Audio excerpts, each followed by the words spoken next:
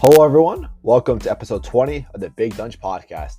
This show will be shorter than last week since I do not have many guests, unfortunately, since I'm on spring break, but expect guests again in the future. It was a really fun time with Caden and Alex the other week. It was very fun, so definitely want to get them back on. Today, we'll talk about the crazy NFL offseason again, March Madness, and much more.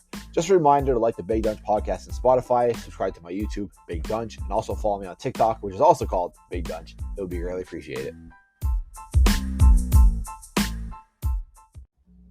So the big news I'm going to start off with today is Tyreek Hill, Wednesday, traded to the Dolphins. The main reason why is because he wanted more money. He was seeing how Devontae Adams and Kirk on the Jaguars was getting paid, and he just did not like that much money that they were getting, and he wasn't. So he wanted more money. He wanted more money, and in my opinion, absolutely, especially over Kirk. And he might not be better than Adams, but he definitely deserves to be paid on that level. So I guess Tyreek Hill, he wanted to rather be paid than continue on the teams like the Chiefs, which is guaranteed playoffs every year if they have that same, crew. But I guess you just want the money more. And that's the big problem I have, of course, with NFL players and all athletes is they rather chase the money than win games. But it is a business also, all right? They're putting their bodies on the line every game, so also can't complain. I also got to see it from that standpoint. But also, just that's what happened, okay? Tyreek Hill wanted more money. It's just weird, though, that he would rather go to a team that's a lot worse just to get paid more when he could stay on the Chiefs and have shot to, be going to the Super Bowl again. I mean, he was in the AFC Championship 4 years in a row. I guess he wants to go to the Dolphins. I don't know what he saw in the Dolphins. I don't know if it was his choice to go to the Dolphins. I don't know what he's going to see with Tua, but it is what it is. Chiefs get 1 first round, 1 second round, and 2 fourth-round picks. Can the Chiefs still be good now? Yes, I think the Chiefs could still be good, even though losing Tyreek Hill is a big piece they lost, especially in the AFC West. Is a very hard division. They just got Juju, which sucks. Juju going to the Chiefs. I mean, I know he's going to leave, but it still hurts. Anyway, they still got Juju, which obviously is nowhere near Tyreek Hill, but they also have Travis Kelce, who is the best tight end in the league. And then, of course, Patrick Mahomes, who will do a lot with no matter who it is. Defense, though, the Chiefs' biggest struggle. We'll see what they do in the draft, especially getting that first-round pick from the Dolphins. The Dolphins, however, they have a good crew with Waddle, Gesicki, but Tua. I don't know about Tua. I'm not confident in Tua yet. This is his last chance, in my opinion, this year. If he can't do good with these guys, with Waddle, Gesicki, and of course Hill, I think the Dolphins need to move on. He played okay last year. Played okay his rookie year. I'm surprised he still has his chance this third year going in. He was injured a lot of his first couple years, but this is definitely the last chance. He has to, one, stay healthy, and 2, win games and make completions, not have any underthrows, overthrows, throw picks. I like Tua, but he's just not that guy in Miami right now, as of now. But he's still showing a lot of potential. So maybe he can finally fulfill that with his third year in the NFL, and maybe we'll see. But that's the first, segment for today. Tyreek Hill traded to the Dolphins. Very surprising. Such a crazy NFL offseason that we're having so far. Matt Ryan went to the Colts the other day, which hopefully we get to see Ryan's second chance. I think it's an upgrade from Carson Wentz, not by much, but I think, it could be a good fit with Indianapolis. The Colts basically have everything but a really good quarterback, but I think Ryan can get the job done in Indianapolis to get them to the playoffs and win some games. Falcons signed Marcus Mariota. I don't know what the Falcons are doing right now. I mean, losing their 2 best receivers with Julio Jones and Calvin Ridley in the course of 2 years. And then now, of course, they have Pitts, but I mean, he's not just the only guy. I mean, they need receivers. And the quarterback situation now, losing Ryan, who obviously was going downhill, but not by much, but signing Mariota, which in my opinion was a downgrade. I don't think that helps the Falcons' case. They're going to be bad for a couple years, in my opinion. Maybe they're rebuilding. Who knows? Maybe they're going to draft somebody in the draft. I don't know. But yeah, the Falcons are going to be bad for a while. And they had a good talent, but they're just not using it right. I don't know if it's a GM situation, a player situation. I don't know. Watson went to the Browns. We finally figured out what they're going to be doing. Poor Baker Mayfield, though, I have to say. I mean, I get it. Baker Mayfield is not a good quarterback, but the fact that he's just getting treated like crap, an organization that's been irrelevant for the past 20 years. Baker Mayfield gets it. I know he's not the only reason why they got to the playoffs, but the The fact that he was a big part of turning him around, brought energy, did everything he could, playing injured for Cleveland, and they treat him like crap. I mean, I hated the Browns before this happened. Now I hate them even more as a Steeler fan. I'm wishing them the worst with with just how they act, the fans, and what they do to Baker Mayfield. I don't know what's going to happen to Baker Mayfield. I know the Browns, Deshaun Watson obviously is a very good quarterback. They have Mark Cooper, but they also got rid of Odell Beckham and Jarvis Landry. The tight end situation is not too good there. They have Nick Chubb and Kareem Hunt, which is obviously very good. So, and they have a pretty good defense. So the Browns could be a good team, but we thought that coming into this year. It wasn't the case. Baker Mayfield, of course, playing injured. I don't know what's going to happen with Baker Mayfield now. He's not a free agent, so they're going to have to trade him. I know he's not going to want to play. He doesn't want to play. I don't blame him for not wanting to play for a team who doesn't want him, or organization, a fan base who doesn't want him. So I don't know. It's going to be. I don't know. He's going to sit out, but I don't want. He has a lot of football left in him. He really does. I don't want to see him, sitting behind a quarterback. I don't want him being a second stringer. I think he deserves a second chance. He had that talent. And he showed potential to have a second chance. Where I could see him going, I mean, it's very narrow now with the draft coming up. Basically, every team got their quarterback so far. I mean, it's gonna be hard. I mean, Colts was the leading option for Baker Mayfield, but now I just don't know. Then it was Tampa Bay. Tom Brady came back. The Panthers. I mean, they're probably gonna draft somebody. So I don't know. Baker Mayfield, his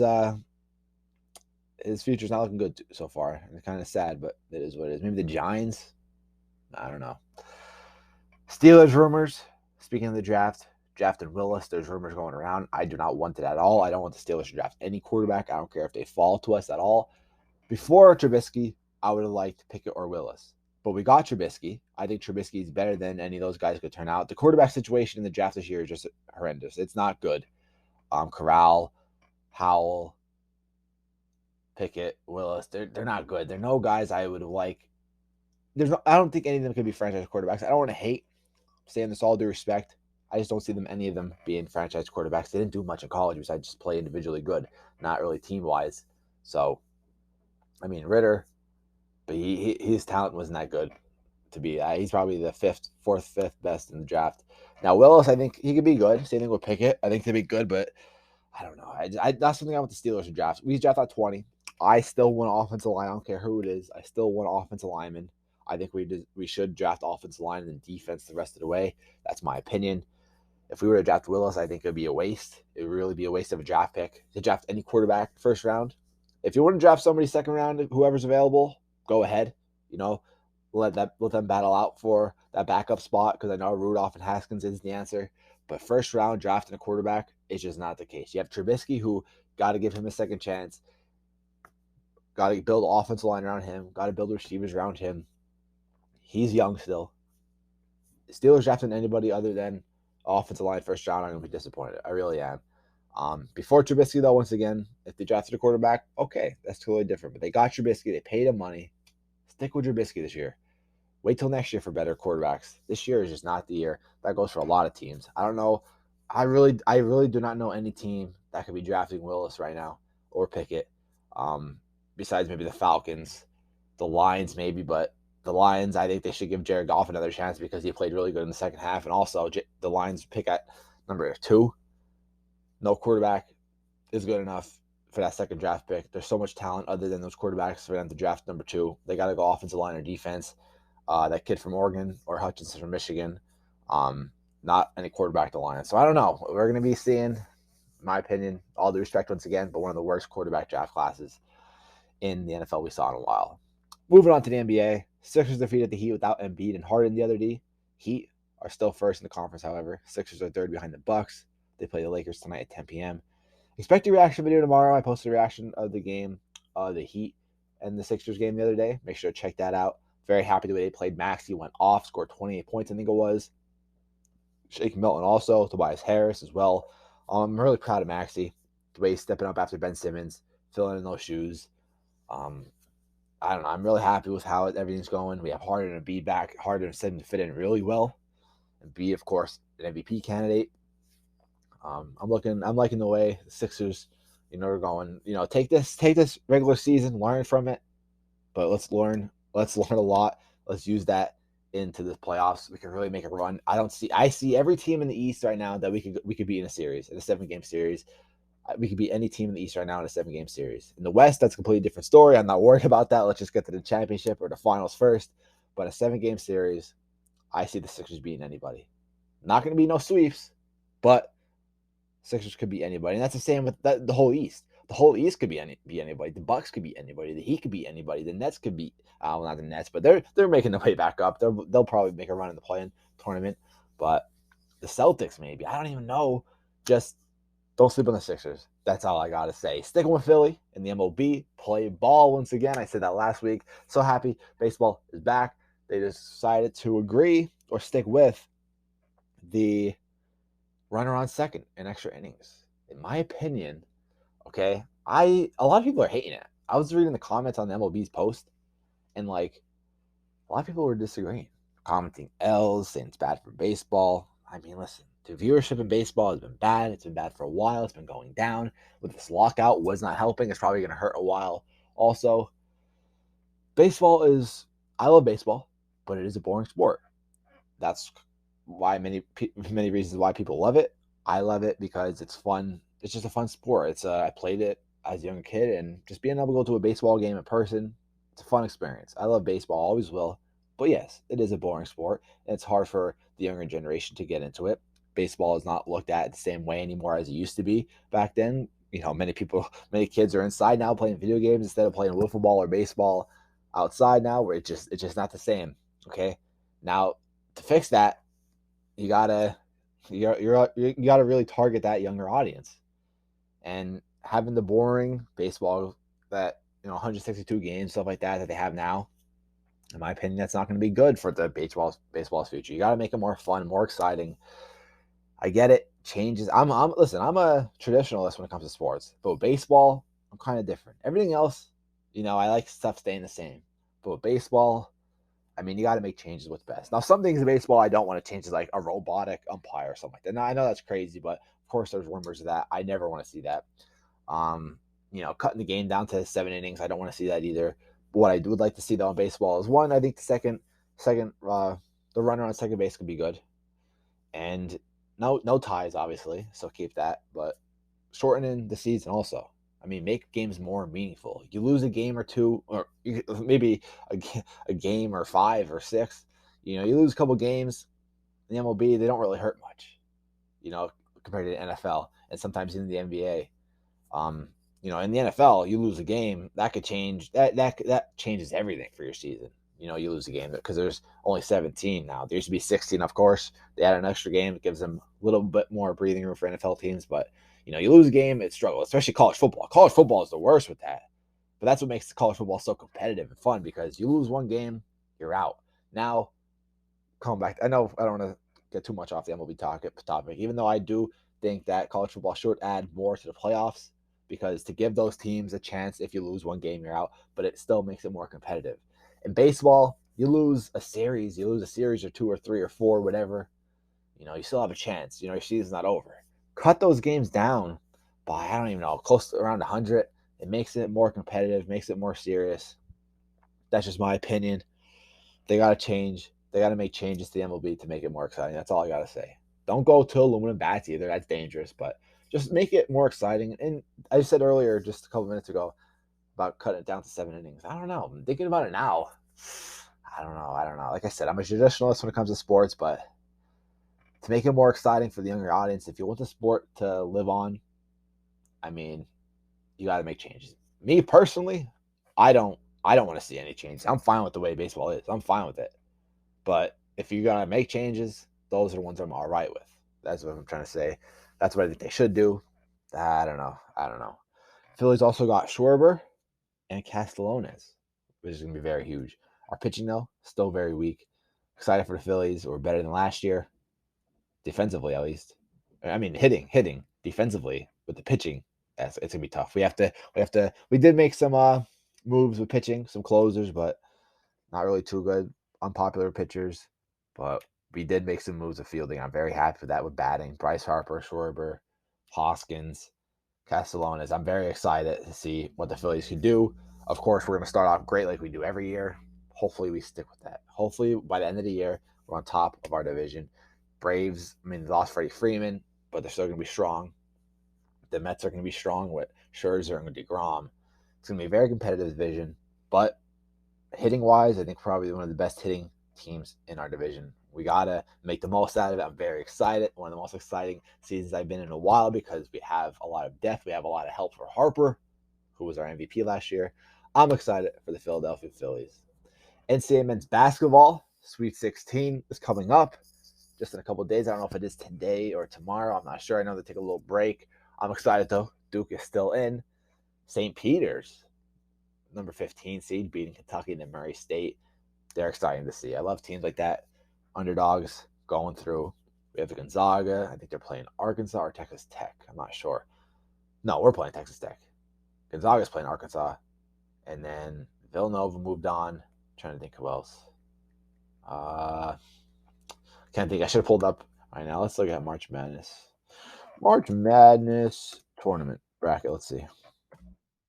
Very good bracket, though. Tournament so far. My bracket's already shot. So I had Kentucky going deep, and I also had UCLA, and well, they're actually playing North Carolina. But I had not UCLA, I had USC going deep. That was the case. We have Purdue playing St. Peter's. In my opinion, Purdue will win that game. North Carolina facing UCLA. In my opinion, UCLA. Then we have Texas Tech playing Duke, like I said, and Gonzaga playing Arkansas. So moving on to the Elite Eight, I have Gonzaga, Duke, UCLA, and Purdue. So pretty high seeds. Not too many underdogs going, in my opinion, but still a very exciting tournament. Could be anyone's tournament, and that's what makes sports great. Competitive is when anybody's, teams aren't dominating like we see in college football. Fighting world, not too much. We're seeing with Ukraine fighters like Loma and Usyk. Props to them. The bravery that they have, the dedication they have, the patriotism they have for that country is amazing. Respect to them, no matter what they do with their careers in boxing. If they retire to stay and fight for Ukraine, they have my respect. They're the real champions. What they're doing in Ukraine is more important than anything they could do in the boxing world, in my opinion. Respect to them. But of course, Usyk, I think, got granted to fight. I think they're going to be having Joshua. I think Joshua versus Usyk in the summer. Loma, he got permission, but I think he's going to stay back and fight for Ukraine, which is, of course, very respectful. Loma was supposed to be fighting. It was between Loma and Haney fighting against Kambosos, which is going to be a very good fight, no matter who is. I love to see Loma get the undisputed, but it's probably going to be Haney. I don't know, though. We're seeing a lot of ducking. We're seeing a lot of problems with where the fight's going to be, where the money's going to be. I don't know. But fighting world, we're going to have fun. Fury's supposed to be fighting Dylan White soon, so I'm very excited. We got to see what Deontay Wilder and Ruiz, though. They got to get in there. They got to get fighting again. Canelo, I forget who he's fighting. Light heavyweight, I think he is. Not cruiserweight. He was supposed to be fighting cruiserweight, and then that just disappeared, of course. He was supposed to be fighting for that WBC or WBO, I can't remember, of the belt. We're supposed to be seeing Joe Smith fighting Benavidez, maybe. Caleb Plant versus Charlo, I think. I'm just going off the top of my head what I'm seeing. Of course, we see stuff, and stuff never happens. Since my last podcast, though, I haven't mentioned Triple G. Might be fighting Canelo in the future. In my opinion, I think that's terrible for Triple G. Canelo's a dangerous man. He's still in his prime. Triple G's out of it. I don't know. We'll see. But still always fun to see Triple G fighting. This wraps up, though, the Big Donch Podcast. It was very fun. Hopefully you guys enjoyed. Of course, quick podcast. This is what I basically base my podcast around. Quick ones, usually under 30 minutes, unless I'm a guest. Try to get them under an hour. I'm not trying to make them super long. I'm not getting advertised. I'm not getting paid for these. But I like to make podcasts, get some content, some different content onto my channel, onto Spotify. But yeah. Hope you guys enjoyed. If you guys did, make sure to like my podcast on Spotify. I'd be grateful. I would appreciate it very much if you were to give it 5 stars. Follow me on TikTok, which is also called Big Donch. I post sports history every day to stay in sports history. I also like to give my opinion on some stuff also. And then follow me on YouTube. Subscribe to my YouTube, Big Donch. Over 6,000 subscribers. I post sports reactions. I'm starting to get into non-sports reactions every once in a while. I also post, of course, my podcast, some sports news, and yeah. So we're building this from the ground up. Been at this for a while. Very exciting. Episode 20 of the Big Donch Podcast. We talked about Tyreek Hill to Miami, Matt Ryan, March Madness, baseball. It's been fun. Hope you guys enjoyed. I'm out, guys. Peace.